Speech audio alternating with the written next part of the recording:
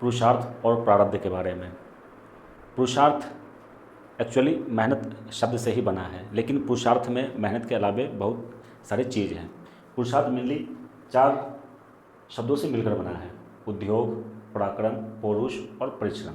उद्योग का मतलब हो गया किसी काम को शुरू करने से पहले उसमें लगाया गया हमारा श्रम। पराक्रम का मतलब हो गया हमारे अंदर वीरता, शूरवीरता।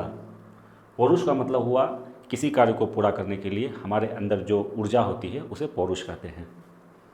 और चौथा है परिश्रम। इन सभी शब्दों के अर्थ को लेकर बना है पुरुषार्थ। हमारे वैदिक ग्रंथों के हिसाब से 4 प्रकार के पुरुषार्थ हैं: धर्म, अर्थ, काम, मोक्ष। ये धर्म वो वाला धर्म नहीं है जैसे हिंदू धर्म, इस्लाम धर्म, ये नहीं है। धर्म हमें ये सिखाता है कि आपका जो नैतिक कर्तव्य है यदि आप उसे करते हैं, जैसे माता पिता की सेवा, माता पिता के साथ सही आचरण, बच्चे बूढ़ों के साथ सही व्यवहार, तो ये आपका धर्म में आता है। और जैसे ही आपका धर्म सही होगा आपके पास अर्थ ऑटोमेटिक आएगा, आपके पास पैसा ऑटोमेटिक आएगा। काम का मतलब हो गया इंटरेस्ट, मनोरंजन। और मोक्ष का मतलब हो गया मुक्ति, पुनर्जन्म से मुक्ति, आध्यात्मिक स्वतंत्रता। ये सब चीज़ मोक्ष में आता है। अब हम लोग जानते हैं प्रारब्ध के बारे में। प्रारब्ध पिछले जन्म के कर्मों के हिसाब से जो आपके इस जन्म का जो नियति बनता है उसे हम लोग प्रारब्ध कहते हैं।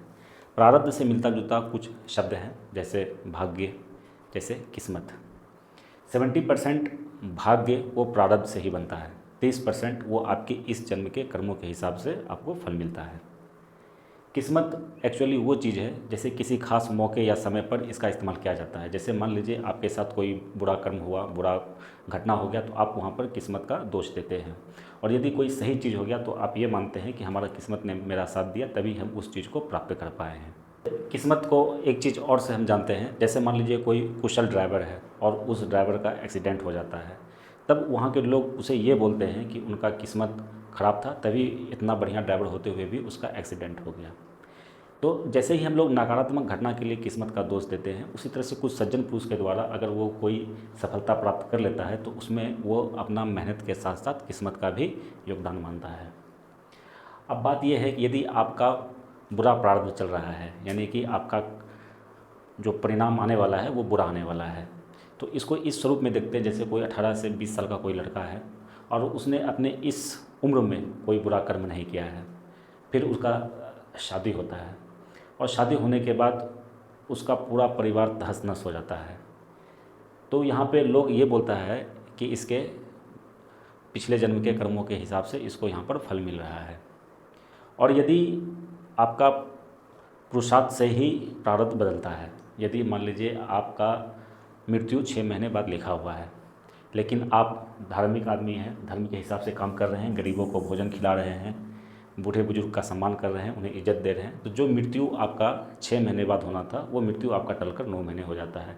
इसी तरह से यदि आप भला काम करते रहते हैं तो इसी तरह से जो आपके साथ जो बुरा होने वाला रहता है वो दिन ब प्रतिदिन वो बढ़ते चला जाता है। धर्म में ये है कि यदि आप अच्छा कर्म नहीं कर पा रहे हैं तो आप बुरा कर्म भी मत कीजिए। और मेहनत को लेकर एक बात और कहा जाता है, जब तक आपको अगर सही प्रारब्ध नहीं है, यदि आपका बुरा प्रारब्ध चल रहा है तो आप चाहे कितना भी मेहनत कर लें, मेहनत आदमी इस कदर करता है कि उसे ये एहसास होता है कि अब मंजिल को कदमों में गिर जाना चाहिए था, फिर भी मंजिल उसके सामने छाती ठोक कर खड़ा रहता है, उसे मंजिल नहीं मिल पाता है। इसका मतलब उसे बुरा प्रारब्ध उसका चल रहा होता है, यानी वो कितना भी प्रयास कर लेगा वो उस टाइम उस लक्ष्य को नहीं प्राप्त कर पाएगा। और आपका प्रारब्ध, बुरा प्रारब्ध आपका आपके पुरुषार्थ से ही बदल सकता है, यानी कि आपके धर्म से ही वो बदल सकता है। और यदि आपका धर्म सही रहेगा तो आपको ये तीनों चीज़ की प्राप्ति ऑटोमेटिक हो जाएगी। परंतु अगर आपके पास धन बहुत है मगर आपका धर्म सही नहीं है तो आपका समूल नष्ट होना भी तय है।